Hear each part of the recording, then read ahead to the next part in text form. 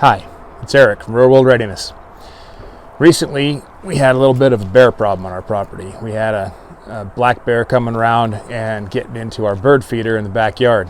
Mrs. Real World has named the bear Bad Guy Bear, so that's what we're going to call him from now on. Well, we had to bring the bird feeder in to keep the bear from getting in the backyard and pounding on the windows and just generally making a nuisance of himself.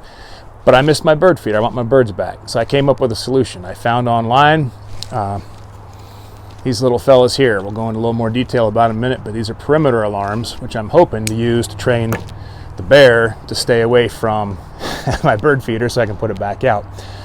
So I ordered from the company, which is Fire in the Hole Ops, FITH Ops. I'll put a link to that down below in the description. I'm not affiliated with them, I just like their product. But I ordered from them 2 of these camp safe 12 gauge perimeter alarms. I ordered also a package of blanks, flashbang blanks that use with the alarm. I'll show you how in a minute. And I ordered 2 adapters for the same alarm unit that use blank 22 shells. These are the 22 shells you use in a power hammer. They're just a little crimped over powder, flashbang, no cartridge. That's something I should say right up front. These are not booby traps. These are perimeter alarms. Not only are they not designed to be used with live ammunition, but it's actually illegal everywhere in the country to deliberately set a trap to harm somebody that's unattended like this. And it's a bad idea. You don't want to set a trap that's going to cause harm and not be in control of who that harms. It's just a recipe for disaster. So they are not for live ammunition. They're alarms and warnings only. They're not booby traps. Okay, that said, what are they? Well, it's a pretty simple thing. The 12 gauge unit itself is just this little guy here. Screws onto a tree or something hard, whatever you choose to put it on. You either put the 12 gauge flare in here, or you take the 22 adapter, which has got a hole in the end for the firing pin and a hole in the end for the cartridge, and you slip that into the bottom of the adapter. That has a firing pin here, which has a trip line attached to this pin here. When somebody pulls the trip line, bang, snap. Snaps the cap, hopefully sets off the alarm. We're going to go ahead and set these up and play with them over here. And then I'll actually set my trap for Bad Guy Bear, and hopefully before I publish this video and make it final, I'll have a result for you. If not, I'll put it in a short later on down the road and let you know if it worked or not. I should also mention there are other options as well for alarms to put in here. They also make a flare option, which is just what it sounds like, a flare. I believe they even have aerial flares. I'm not using those because number one, it's overkill. Number two, I live in Montana and it's summertime and that just sounds like a wildfire waiting to happen. So I'm not going to use those. They sell 12 gauge blank shells, which are not these flashbang ones. They're just a regular shot shell with primer and powder in it that's cut short.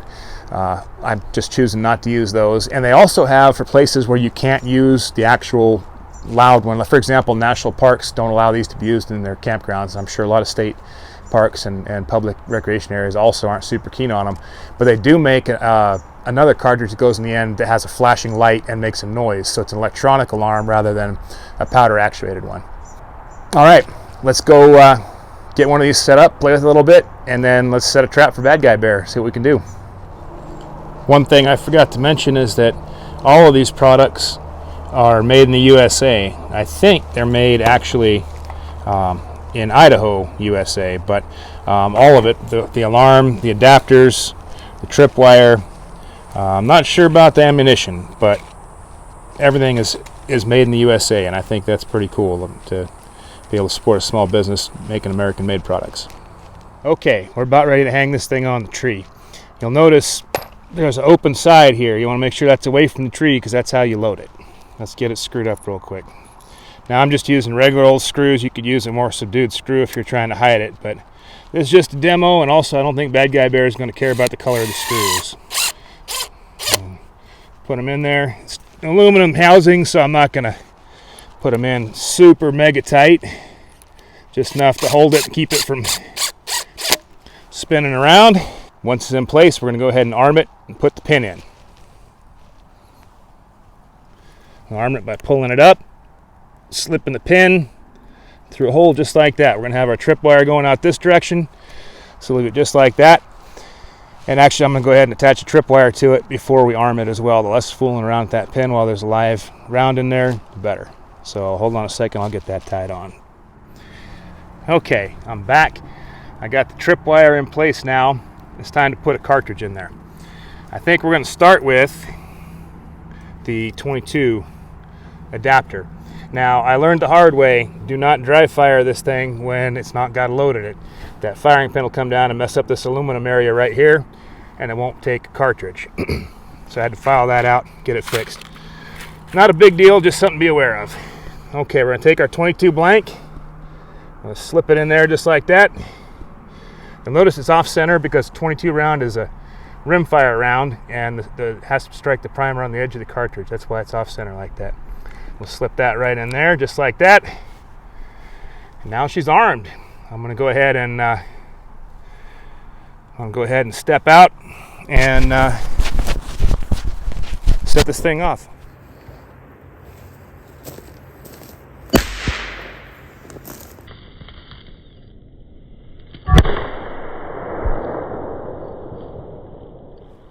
All right, so I got the tripwire from the same company. They sell tripwire, and it's pretty skookum stuff. It did not break when I walked through it, so I'm just going to reuse the same one. So just like before, we're going to go ahead and pull the pin up, put the trigger pin in the firing pin, let it sit back down. That way we don't have a chance of accidentally discharging it.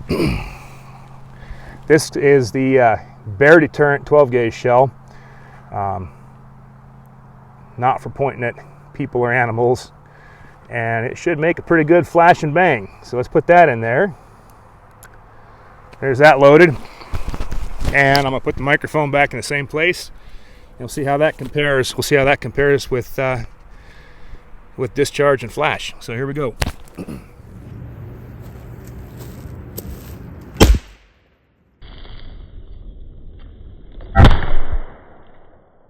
All right, I'm not sure how it's going to come out on the video. I can tell you, being here in person, it made a heck of a lot more flash and about the same amount of noise. So I think I'm going to probably use those when we set this up for real for Bad Guy Bear. Now, it's the same deal as before.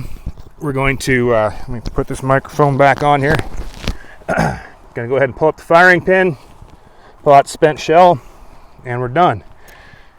And then this is not where I want to trap Bad Guy Bear, so we're going to go ahead and just remove the 2 screws.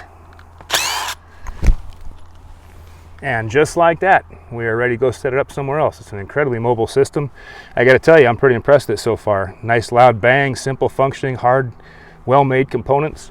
I'm going to definitely say this is going to be a useful item for me if I can just get that darn bear to stay away from my bird feeder. All right, let's go set a trap. This is the bird feeder that Bad Guy Bear likes to get into. He's bent that post, he's dragged that thing out into the yard, caused all kinds of trouble. I don't know where he gets in, but he runs away that direction, so I'll set my secondary trap there after this one. But here's the bird feeder. I got the alarm itself rigged here onto the tree. I'm using a 12 gauge shell here because it's louder, it's got a bang, and I know Bad Guy Bear is coming here because he always wants his bird seed. It's tied off to the top of the bird seed feeder, and it's got a little slack in it because I don't want a squirrel swinging around to set it off. My thought is that hopefully the bear will set it off when he knocks the thing over, make a flash, scare him away, and hopefully he'll associate that flash and that noise with the bird feeder. Now, I talked to a very nice lady in customer service at Fire in the Hole, and she had used a similar system to keep bears out of her trash in Northern California. She said it took a couple of days for them to get the idea that it's going to flash when they mess it, so it may have to be repeated several times. But for now, we will wait and see what happens. All right, we'll go set the other trap. So I'm pretty sure this is where Bad Guy Bear comes into my property at. I know for a fact when he runs away, he climbs over this fence. So I set my secondary alarm right here on this tree. Now on this one, I'm going to go ahead and use the 22 adapter instead of the 12 gauge Bear Deterrent because I don't see this part of the property as well from the house, and it makes less flash, and I'm concerned about fire. Tripwire runs all the way over there to this fence post. So if bad guy bear comes in or out through this section of fencing, he's liable to set it off. Now it's still a little bit of a guess because it's entirely possible he comes in anywhere through here or even on the other side of the yard. But it can't hurt to leave it set up, and it's outside the wire, so my dogs aren't going to set it off. All right, there's our secondary trap. I will let you know if these do anything before I actually publish this video. I'll put it in here in the end. And if it doesn't, I will let you know in a short if I get any results out of this later on down the road. So keep your eyes open for that. So to sum it up, I really like these things. I think they're well built, they're fun, they're seem like they're a nice durable thing. I think they're going to be useful. I think they're going to do exactly what I need to do with this bear, scare him out of here. Hopefully, before this video actually gets posted up onto the channel, I'll have results for you. But I mean, I can't control the bear. If he doesn't show up before it's time to post, you'll have to look for it later in another shorter video. I'll just keep you filled in. But I think it's a useful tool. I think it's got usefulness just beyond the bear control, which I think is a great use in and of itself. But I think it's a great device for denying access to areas, or even giving remote warning that an area is being accessed without having access to cameras and modern security systems and things like that. It could be a force multiplier if you have a small group trying to watch a large area. And you could do things like put it across the end of your driveway, and somebody's coming up your driveway before they get close enough, give you a little bit of a minute to look out the window and see what their intentions are. You could use it in the back parts of your property, areas where people are likely to funnel through if they're trying to access your property, crossing through it, or to come make mischief with you and your belongings and your family. So I think it's got a lot of uses. They're not cheap, they're not expensive. I think between the 2 alarms, the 2 adapters, the shells, and the tripwires, I think I'm into it about $120. For me, it's worth it to get rid of the bears, but I think these things are going to last forever. They're supposed to be weatherproof.